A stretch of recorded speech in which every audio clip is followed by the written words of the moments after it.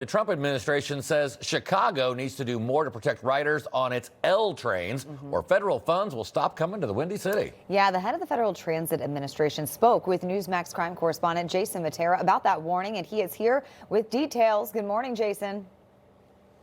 Hey, good morning, Mark and Charla. So after months of escalating violence on Chicago's transit system, the Trump administration is turning up the pressure for state leaders to finally get things under control or face the consequences. This warning to Pritzker and Johnson comes after a string of disturbing incidents on commuter trains. In one of the most troubling examples just last month, as we reported, a 26-year-old woman was doused with gasoline and set on fire by a man who reportedly had 72 prior arrests. 72. Now, we spoke with Mark Molinaro. He heads the Federal Transit Administration, and he said, enough is enough.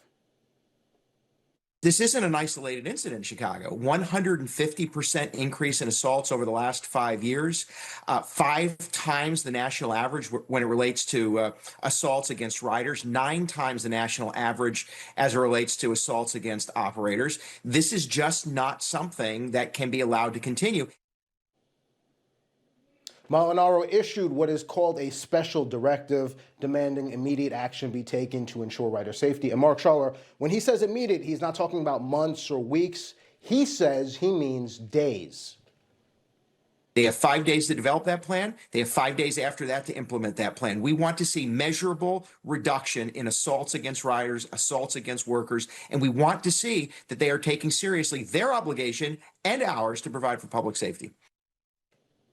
Molinaro adds that if state leaders fail to comply with his demands, federal transit funding could go bye-bye.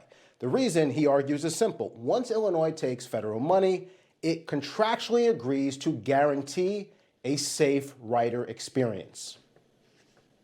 We have the potential of withholding tens of millions of dollars in their formula aid. So these are dollars that by contract, we provide them for the operations of their system, and they agree. The state of Illinois signs a certification that they will provide the appropriate safety oversight.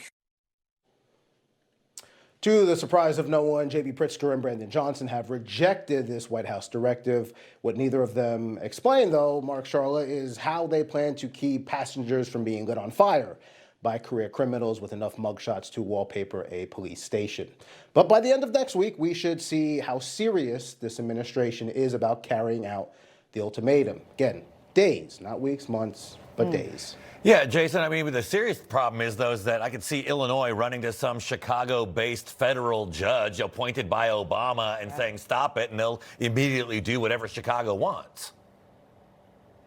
Oh yeah, 100%. This will be challenged legally, but we'll know by the end of next week. I mean, the deadline is December 19th, so 5 days, Monday, and then 5 days after that to come up with a plan and then to implement a plan. I'm sure there will be a legal challenge, but at least the administration is getting serious that you can't have these career criminals roaming the transit. And it's not just someone being lit on fire. We've covered loop punchers, too, who are targeting females on these trains, just randomly attacking them. I mean, passengers have the expectation to go to work, go to a friend's house on a train and not not get assaulted by someone who has a numerous long rap sheet. Yeah, here's one of those times when federal strings attached is a good thing for people and not just a bad thing. I liked your line. What was it? That enough mugshots to wallpaper a police station.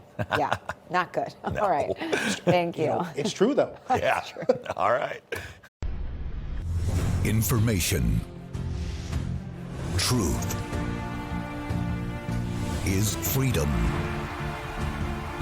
Is Newsmax. It's real news for real people.